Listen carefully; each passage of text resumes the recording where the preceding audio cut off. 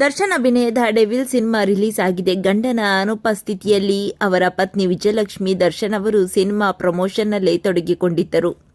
Cinema promotion ಮಾಡೋದರ ಜೊತೆಗೆ ಗಂಡನ ಸೋಷಿಯಲ್ ಮೀಡಿಯಾ ಅಕೌಂಟ್ ಕೂಡ ಹ್ಯಾಂಡಲ್ ಮಾಡಿದ್ದರು. ಇದೀಗ ಸಿನಿಮಾ ಬಿಡುಗಡೆ ದಿನ ವಿಜಯಲಕ್ಷ್ಮಿ ಅವರು ದರ್ಶನ್ ಅವರಿಗೆ ಎಂತಹ ಕೆಲಸ ಮಾಡಿದ್ದಾರೆ ಗೊತ್ತಾದಲ್ಲ, ಸಂಪೂರ್ಣವಾಗಿ ನೋಡೋಣ ಬನ್ನಿ. ಇಂದು ಡೆವಿಲ್ ಸಿನಿಮಾ ರಿಲೀಸ್ ಆಗಿದೆ. ಡೆವಿಲ್ ಸಿನಿಮಾವನ್ನು ವಿಜಯಲಕ್ಷ್ಮಿ ಅವರು ಮಗ ವಿನೀಶ್ ಜೊತೆ ನೋಡಿದ್ದಾರೆ. ವಿಜಯಲಕ್ಷ್ಮಿ ಅವರು ಹೀರೋಯಿನ್ ರಚನಾ ರೈ, ಧನ್ವೀರ್ ಹಾಗೂ ಮಗ ವಿನೀಶ್ ಜೊತೆ ಕುಳಿತು ನರ್ತಕಿ ಥಿಯೇಟರ್ನಲ್ಲಿ ಸಿನಿಮಾವನ್ನು ವೀಕ್ಷಿಸಿದ್ದಾರೆ.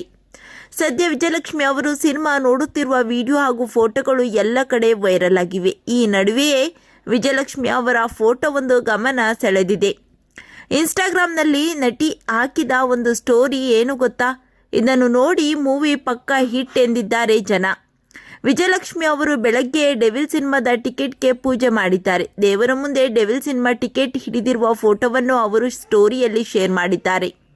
ಇದನ್ನು ನೋಡಿದರೆ ಪಕ್ಕಾ ಅವರ ನಂಬಿಕೆಯಂತೆ ಸಿನಿಮಾ ಹಿಟ್ ಆಗುತ್ತೆ ಎನಿಸುತ್ತದೆ.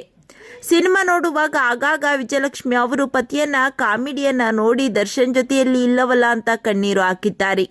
ವಿಜಯಲಕ್ಷ್ಮಿ ಅವರ ಕಣ್ಣೀರು ನೋಡಿ ಅತ್ತಿಗೆ ನೀವು ಅಳಬೇಡಿ, ಸಾಯೋ ತನಕ ನಾವು ಜೊತೆಯಲ್ಲಿ ಇರ್ತೀವಿ ಅಂತ ಕೂಗಿ ಹೇಳಿದ್ದಾರೆ. ಆಗ ವಿಜಯಲಕ್ಷ್ಮಿ ಅವರು ಅಭಿಮಾನಿಗಳಿಗೆ ಕೈ ಮುಗಿದು ಧನ್ಯವಾದ ತಿಳಿಸಿದ್ದಾರೆ. ವಿಜಯಲಕ್ಷ್ಮಿ ಅವರ ಬಗ್ಗೆ ನಿಮ್ಮ ಅನಿಸಿಕೆಗಳನ್ನು ಕಾಮೆಂಟ್ ಮಾಡಿ ತಿಳಿಸಿ.